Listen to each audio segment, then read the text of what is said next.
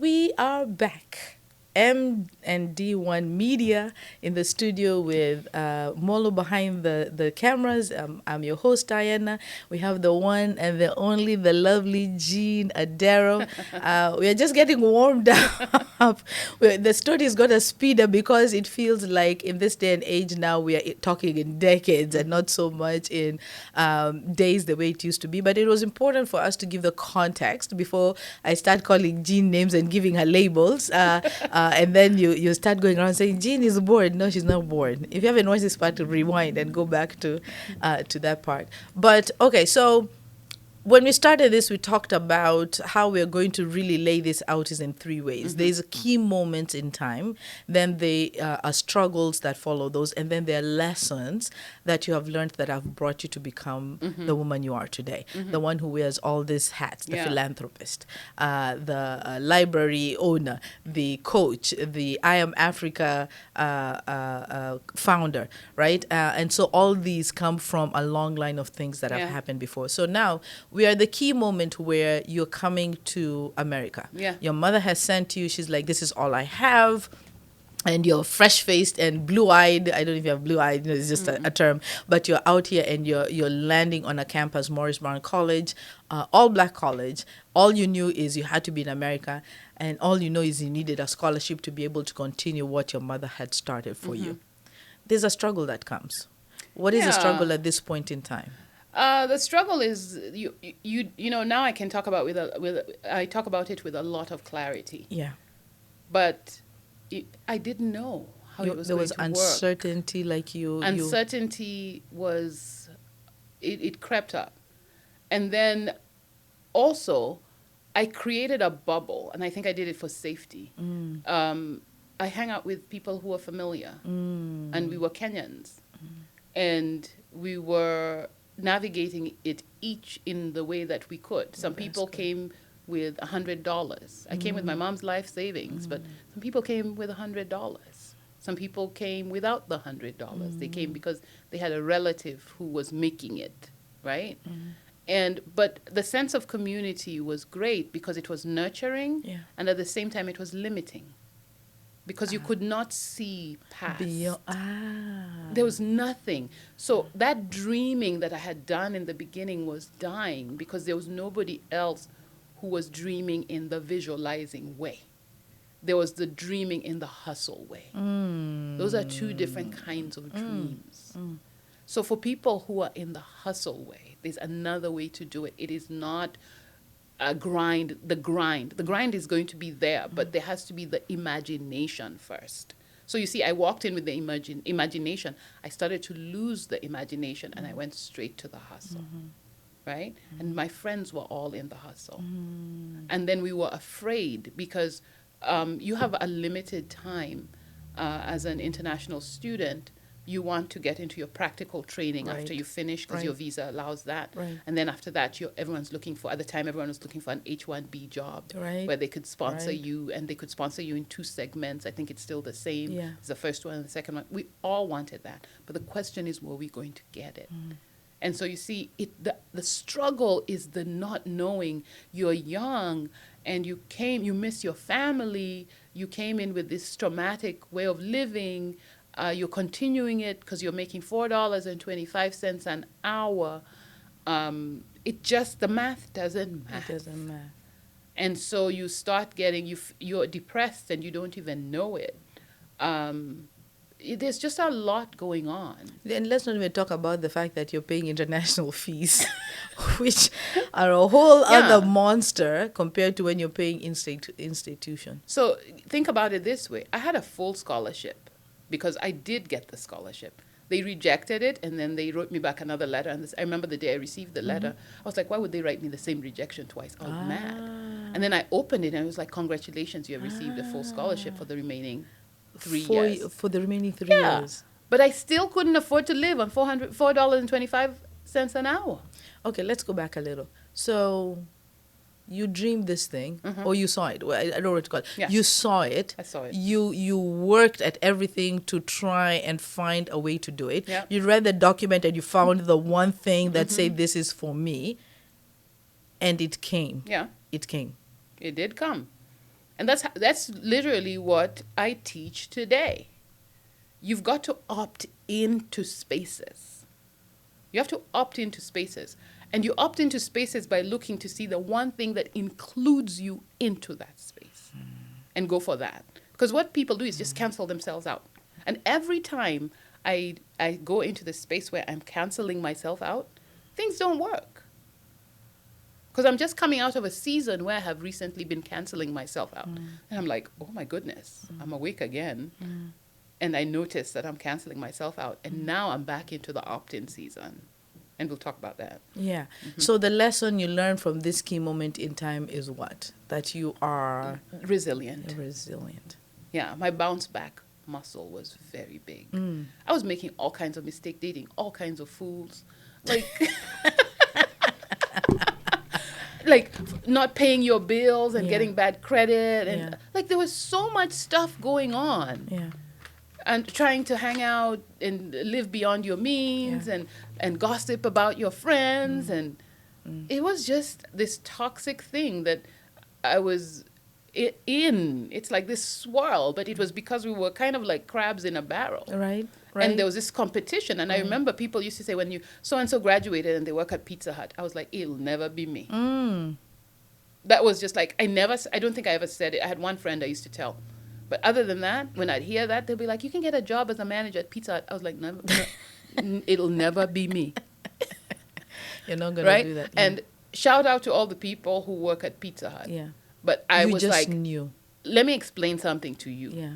The ladies in the Essence were not working at Pizza Hut. Aha. That was what was in my mind.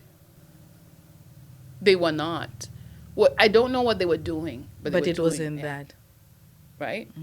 And it did turn around for me because I did get a break. I was an intern at the Georgia Lottery thanks to a college friend. Yeah. She introduced me and I was hired at the Georgia Lottery. So I went from $4.25 an hour to $10 an hour, and then the next year at $11 an hour, which was like I was rolling in dough. I know, right? Life-changing. I was rolling in dough. So the lesson is that the struggle, you bounce back, because look at it. We were doing all this swirl, but at the same time, I was still getting the blessings of the job at the Georgia Lottery. And it was specifically for college students at HBCUs. Do you understand that happened? So no matter what is going on, however much the swirl is right now, pay attention. There's goodness happening at the same time. Okay. Pay attention.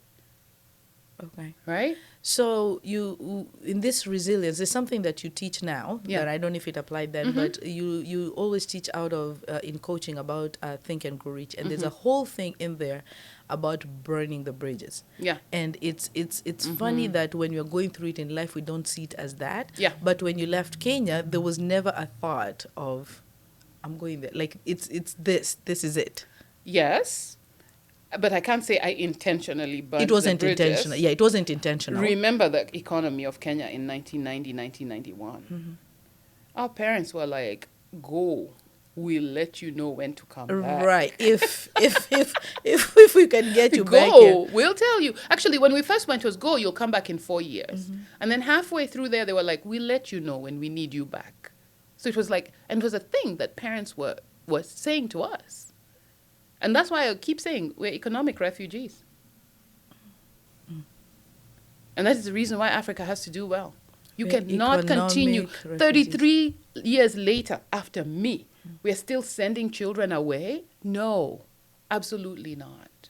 It's not an option anymore. I keep saying, why do people want to come to America anyway? Because everything is in Africa.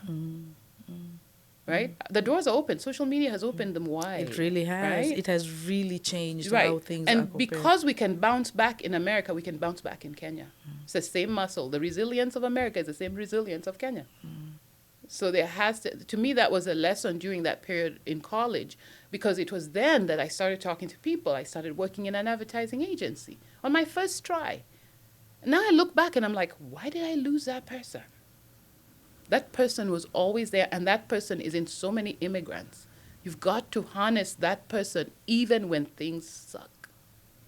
Because now I have 20/20 hindsight, right?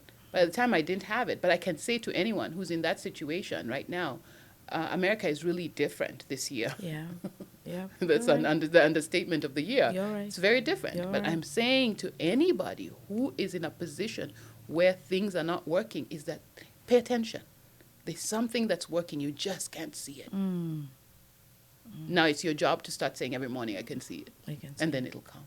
So I guess things are still the same, but they're different in a kind of way, because even at the time when you're doing your scholarship and all that, immigration was still immigration. It was still immigration. Right. And the thing that can arise out of that in terms of a struggle is the fear it brings with it of the unknown, Yes. that keeps you so afraid to venture into, like, you can have the money, maybe you've got the job, you got the whatever, but there's still this unknown. Yeah. Like, if I go, I probably would come back to this place that I have made. I can't really go, and like there's that fear that creeps in. Did you?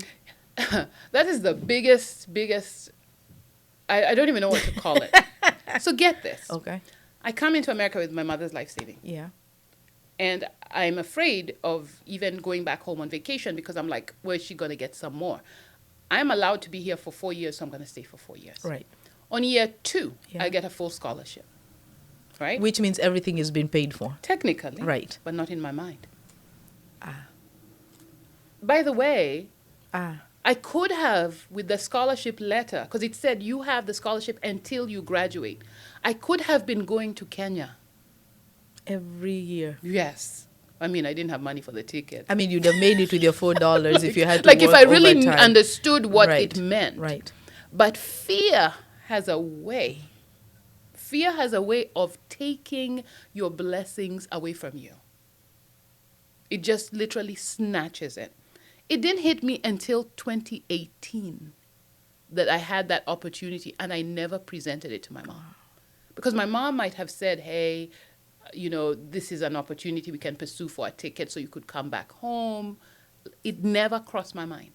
I literally, what I did is I lumped myself in the group of people who did not have scholarships, and I became them.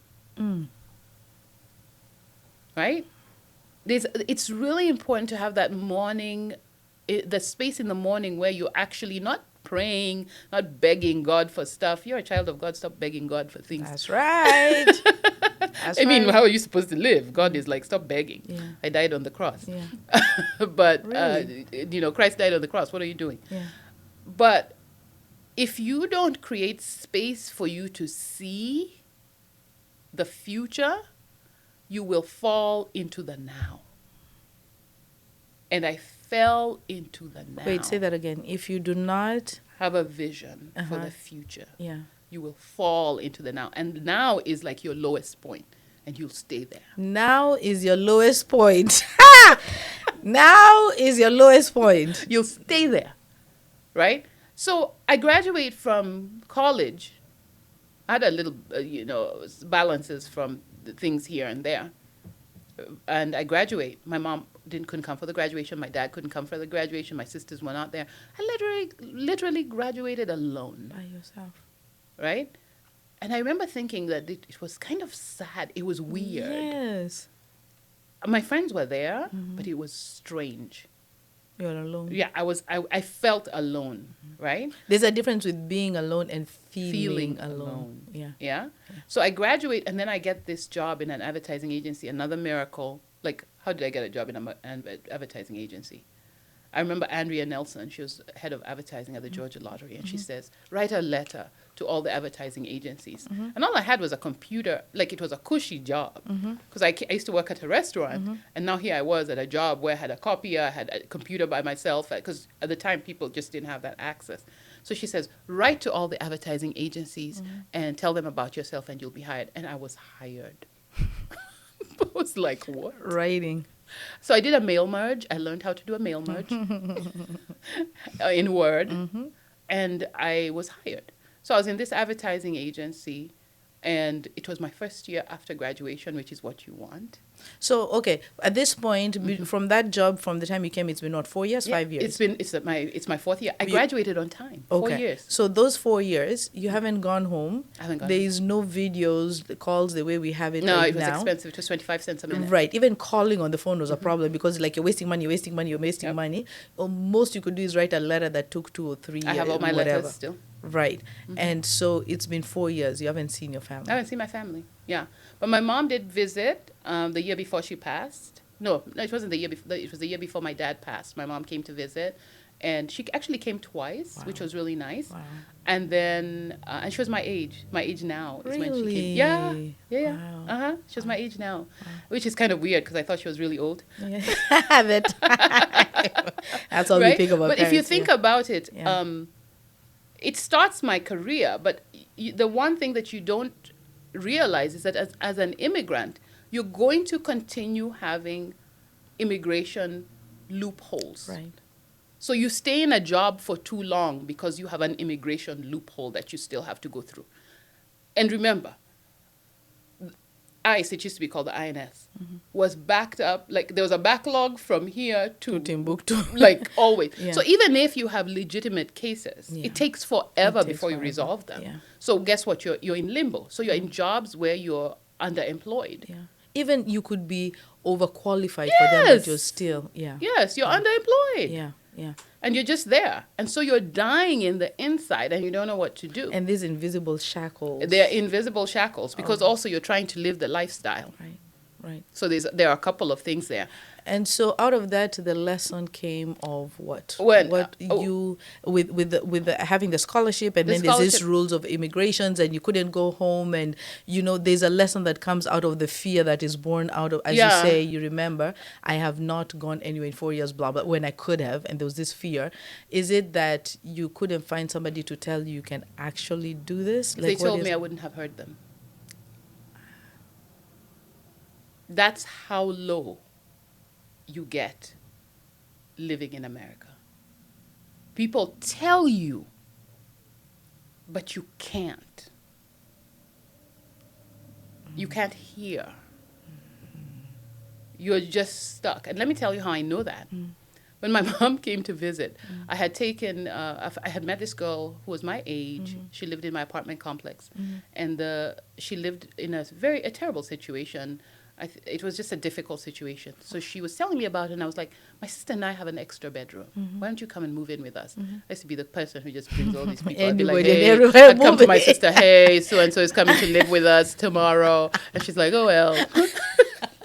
Like, literally. And so this girl comes and lives with us. It was a very short period. And my mom comes to visit.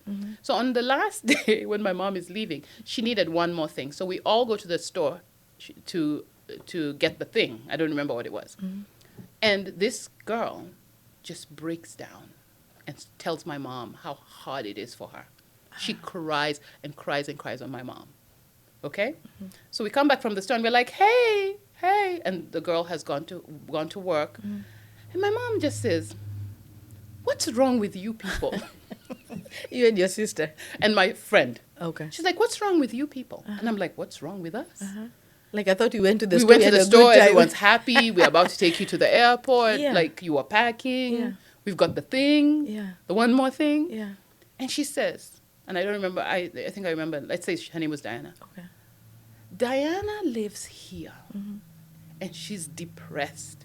And she cried on me for 3 hours while we were at the store. And you people don't know. And I was like, we couldn't. We We were couldn't. in it. We were all in it. You just didn't recognize that was a Right. hit. I mean, for me, think about it. I had rescued her. So I felt like that was all the capacity that I had.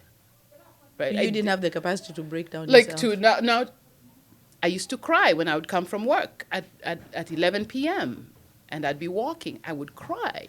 And then just before I walked in the door, I would dry my tears so my roommates wouldn't see me. And I'm sure they did the same thing too. I'm sure they did. I'm sure Right? they did. Yeah. So when you look at it, I think that was just building us up for the journey, as it was going to be difficult. but we can go through stuff. We can go through I think stuff. there's a reason why we are now sending so much money for Back investment home. projects. Yeah.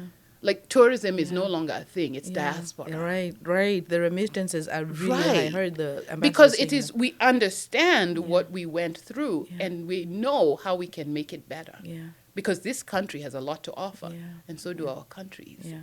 on the continent of Africa. Yeah. Right? Yeah. So I think the lesson was literally, it taught us how to build ourselves, and now we can build things. We can build things. Okay, so is this the place where you're bored? Yeah, I'm about to be bored. You're about to be I bored get a now. really good job. Yes, I get a things- really you're good getting job. the money, Yeah, the $11. I'm No, I surprised. got the $11, Yeah. and then I got a better job, and then things were sailing a little. Yeah. Things were improving. But I'm surprised, Right. right? Like this is a bump in the road that I didn't see coming. Things are moving. You're making Things the move. money. You're not longer in school trying to chase a Yeah. degree. In the back of your mind, you still have things. You said you were going to go to grad school. You can't go because you don't have the money. You said you were going to do all these things, and you're not able to do them. It feels like you feel suffocated. Right. A little bit. Right. Right? Yeah. You haven't resolved all the things that you want to resolve. There's all that. Yeah. But America is a beautiful, beautiful Yeah, place to live. and but they can get very comfortable. You can get very comfortable. Yes, the things you used to struggle with back then, growing up, there's nothing jarring you or shocking you Yeah. into wake up, and so you just wake up. I have my schedule, and and you just keep going. and the truth is, when you look back at it now, you needed a break. So we don't get caught up because we're lazy. I mean, you've been on At the it. You've been grind for on the like grind. 8-10 years, and you finally get the job where you can work from 9 to 6 or 8 to 5, and you just need to breathe. That's it. Just breathe. You make it sound so easy. We needed. No, it wasn't easy to breathe, but now you Right. have an No, opportunity to right. breathe. Like you have your own car, you have your maybe car payment, You can can go afford on a your road rent, trip you here can go on and a there. road trip, you can go to the movies on Friday nights with your friends. Right. The first time you go into a restaurant and you literally eat like you can afford it, and you're not looking around Right. at who's gonna pay the bill Yes. and if we can afford. Like that's what happens, and you just need a break. So I don't think that people get comfortable because they want to. They just, I think the circumstances that you start off in can make it where you get so discombobulated inside that there comes a time when you're like, gosh. Okay, so I don't refute, okay, that we need a break. I'm looking for my words here carefully. You need a break, but then at some point, that break can be overextended and become things like years are going by or whatever. I don't know how much time is going by. I can see how the boredom comes in now, because after you've been doing the same thing over and over and over and over, same thing, and as you said, maybe at that time there's those immigration shackles. You really can't go outside. You may be qualified to do something else, so you can't see outside that you haven't built that. Or you're waiting to adjust your status. You're waiting, right? Right? Right. And you're waiting to adjust your status, and you're in the system. And at the time, there was no way to track it. I think these days there's a way to You have track to wait it. for a letter. You have to wait for the have letter, to so wait your for the main letter. job is every day is to go to the mailbox you and see. dare not to move or change that Don't address. change your like you're stuck, you're living there because you don't want to change your address. Yeah. Like there's so many things. Yeah. So I'm at this job Yeah. and I'm bored to death. Yeah. Just bored. Are you and afraid in the to say what the job meantime, was? No, you don't have to name the place, Yeah. but what were you doing? What was no, it? I was a project manager. Project manager. And at the same time, Yeah. my mother has died and my father has died. Oh, okay. Hold up. All right, we're going to take a break. This is another part of the story that it plays into what happens next after that. So we'll take a quick break. We'll be right back.